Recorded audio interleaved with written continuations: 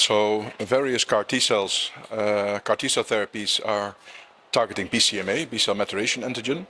So we have data from cilta-cel with prolonged follow-up showing median progression-free survival now of 3 years. So 3-year median PFS in heavily pretreated patients shows that cilta-cel is in fact the most effective agent in triple-class refractory disease. And you know that the vector was originally developed by Legend in China. So we are happy that we have cilta-cel now available for heavily pretreated patients. We also have ide-cel, which is also effective in this setting, but the median PFS is a little bit less. It's approximately 11 months. And at this EHA meeting, and also shown at ESCO, is a very interesting and important study where cilta-cel was given in earlier lines of treatment, namely patients with 1 to 3 prior lines of treatment. And cilta-cel was there compared with standard of care treatment, either with DPD, Dara-Pom-Dex, or with PVD, Pom-Val-Dex.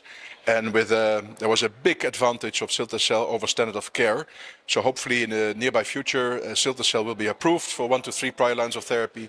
And then we will be able to give cilta-cel earlier on than we are currently doing. And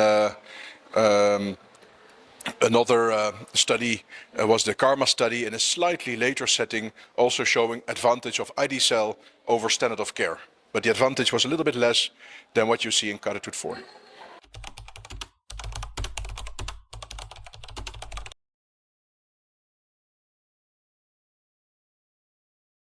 Yeah, so we have done the MajesTEC-1 study, and in this study we have treated 165 patients at the recommended phase 2 dose with teclistamab as a monotherapy, and now with a follow-up of almost 2 years, we see overall response rate of 63% in very heavily pretreated myeloma patients, median of 5 lines of therapy, and 3/4 being triple-class refractory, and not only high response rate, but also depth of response was very good, with 45% complete remission and almost all the patients having a VGPR or better.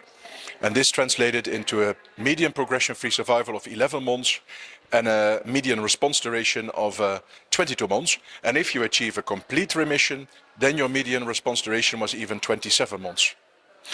Cytokine release syndrome is an important side effect, but this is very well managed with tocilizumab if needed, or steroids, an alternative. Infections are common, but we know more and more how to manage infections, for example, with the cocktail of valacyclovir, cotrimoxazole, and IVIG supplementation.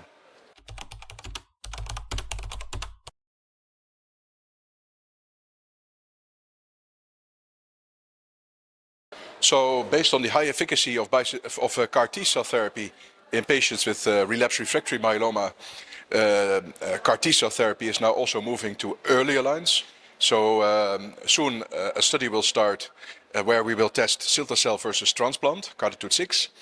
And the CARTITUDE-5 study is already evaluating cilta-cel in transplant ineligible patients with, as the comparator arm, VRD.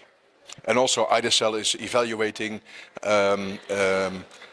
being evaluated post-transplant in patients that still have residual disease. So CAR T cells are moving from advanced stages of disease to earlier lines of therapy. And other future prospects is that I think we will use different targets, not only BCMA, but hopefully we can combine targets, so dual targeting, to prevent antigen escape and thereby improve progression-free survival response duration. And maybe we also will be learning more about strategies to prevent T-cell exhaustion, for example with lenalidomide or with CELMoDs, agents that can improve T-cell function and prevent T-cell exhaustion.